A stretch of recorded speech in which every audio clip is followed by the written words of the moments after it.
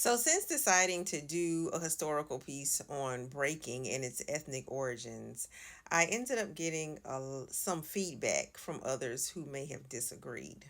One in particular who wanted to continue arguing with me is this man. He proceeded to ask me what others thought about it or how others were dancing all over Europe. He mentioned Russia, Hungary, and some other places, and I continued to answer with the same thing. I don't know. All I know is that African Americans created breaking in the United States of America. He continued to argue with me, and so I had to block. But because I love African American history, I decided to find the time to pull up something to answer all of his questions about what Europe thought, or much of Europe thought, including Japan, but we're not going to get into Japan right now. But much of Europe thought about African Americans in 1929. This was after the Civil War and during the New Negro movement, when everything African Americans had been doing went global. It had never been seen before, ever. A German philosopher wrote it, and it was printed in the St. Louis Post Dispatch of 1929. The article reads: The Negro's Contribution to America. A German philosopher thinks the American Negro is a purely American type and is much more convincing as such than any living white type. He believes nothing America has created so far can bear comparison with the convincing power of Negro dancing and music. Now, before I start reading the text, I want to remind everyone that this is from 1929 and this is for educational purposes only. I will try and skip the points where some things may be a little bit too much for social media. So, as this German philosopher, really, he was more of a spiritual type philosopher. It was not academic, but he was one of the sort who. So, this German philosopher went on to discuss what he felt was a more spiritual connection within the African American um, person. Okay, so it reads like this: The colored man is naturally superior to his white brother. His expressions are more authentic, more genuine, and his superiority is enhanced by the great emotional endowment and the equally great gift of artistic expression of the Negro. Perfection of expression makes even those enter into his feelings and emotions who personally lack them altogether. But the chief reason for the influence is the fact that hitherto the black native of America has been, from the point of view of Mother Earth, a more authentic American than the white native, even though there may have been no admixture of alien blood since the days of the Mayflower.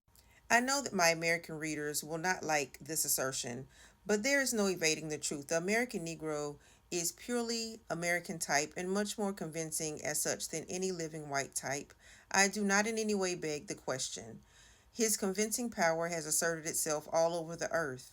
Nothing America has created so far can bear comparison with the convincing power of Negro dancing and music, possibly with the exception of Christian Science.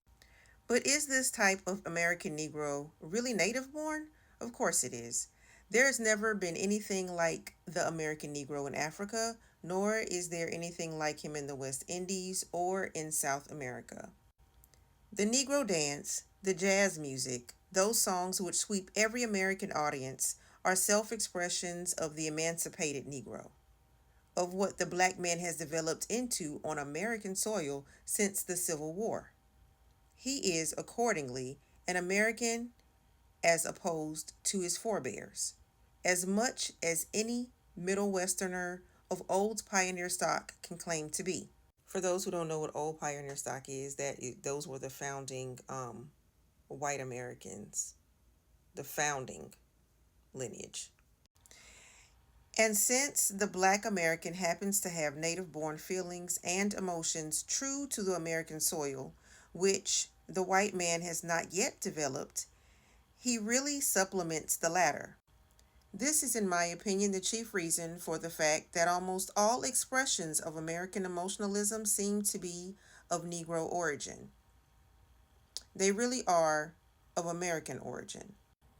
But since the white man's soul has not yet grown in this respect beyond the stage of receptivity and imitation, it must needs express itself in the black man's way in order to live out its own life. There is nothing paradoxical, therefore, in my assertion that the greatest achievements of America in the past, from the point of view of human culture, are due to her black sons. But it may easily come to pass that the great achievements of the future will be due to them as well. Finally, in the very last sentence, he states, the first original geniuses of the New World will belong to the black. So, based on that article alone, one would understand that they had never seen dancing and music like they had in the 1920s from black Americans. It was a different type. It was a different type of movement and it was a different type of sound. African American dance and music was so big that even in England they wrote articles about it. And one such writer hated the way Europeans were trying to interpret it. She felt like they were interpreting it wrong. Remind you a little bit of breaking in the Olympics? Yeah, totally wrong. So this is from the Observer in 1930 in Greater London, England. I don't like the European interpretation of the Negro's dance, right or wrong, and I learned from Miss DeFries that the interpretation is wrong. If it were right, I should not like it. And breaking isn't the only form of dance that African Americans created here in America that was copied. Everything since the plantations were copied from black Americans, which is why there are articles that say we are the originals of American music. African American music is the original music of America. It just really is, the dance as well. And since people wanted to debate me on that, this is from the Birmingham Post Herald in 1922. Eccentric dances of the colored race. They were first brought to the attention of the American people on the southern plantations, and here it was that the first of the great minstrels of this nation copied the forms of dancing, which have since become traditional and famous. It also goes on to talk about how Negro dancing is varied in various forms. So yeah, even things like the foxtrot, which of course it was named after a white man, Fox. However, guess where he got it from? He got it from black nightclubs, black American nightclubs. So for all those who I blocked and some who I didn't block, it's not a stretch for me to say that breaking, the dance style of breaking, has African American origins because it does. There's video evidence. And literally all, just about, of the music and dance that are so popular right now in the United States of America has a long history, and it all roots back to African Americans. Therefore, anyone who moves over here, that's what they assimilate to. That's the music they're assimilating to, African American music and dance.